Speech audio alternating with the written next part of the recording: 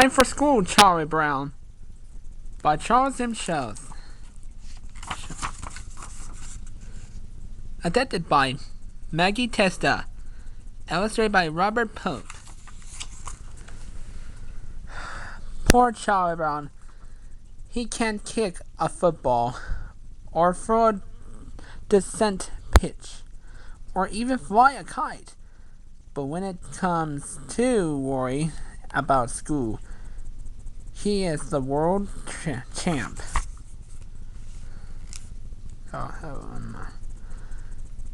You look down, Charlie Brown. Mine says. I worry about school a lot, Charlie Brown replies. And then I worried about worrying so much about school.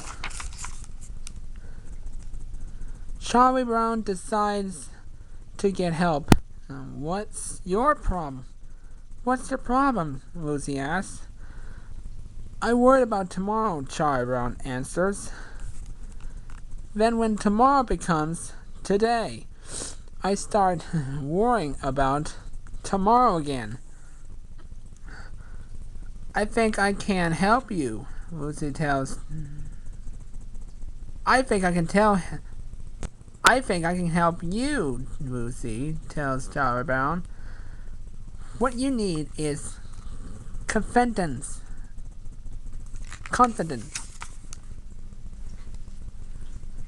Throw out your chest and face the future, Lucy shouts. Throw out your chest and face the future, Lucy shouts. Now raise your arm and clench your fist.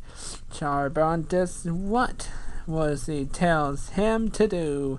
Suddenly, Charlie Brown isn't worried about school anymore. He might ace every pop quiz. He might become hall monitor. He might even talk to the little red hair girl. Lucy interrupts Charlie Brown's daydream. You look ridiculous, she says. A few days after school starts, the teacher tells the students about the spelling bee. Charlie Brown thinks about entering it. It could be good for him.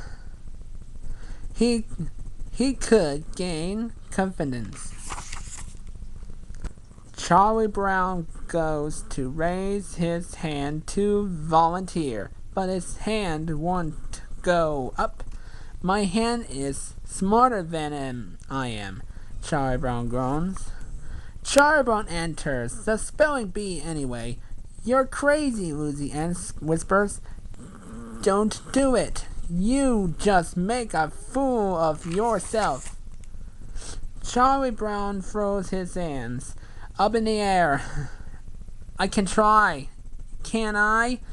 Charlie Brown asks. What's the good of living if you don't try a few things? Lucy leans over again. Spell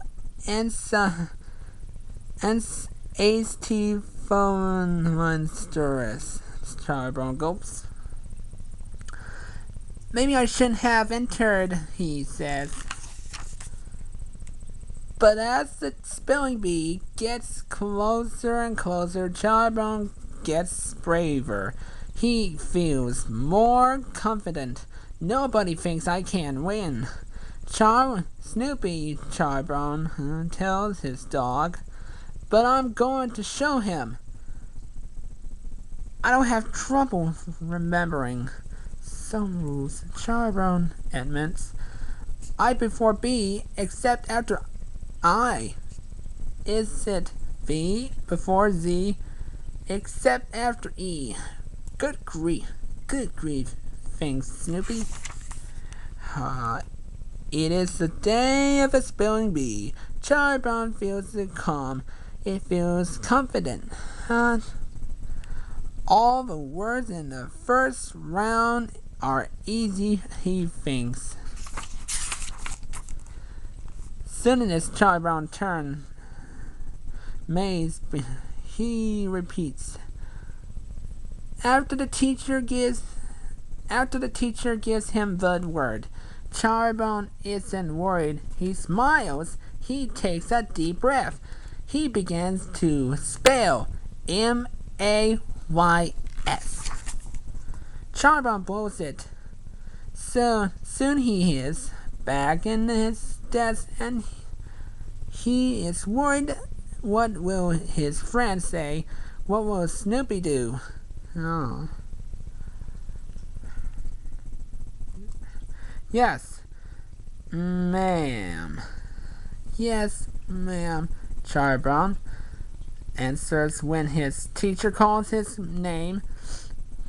Why did I have my head in my desk? Because if I blew a spelling bee, Charlie Brown yells. That's why Charlie Brown covered his mouth with his hands. Yelling at the teacher is never a good idea.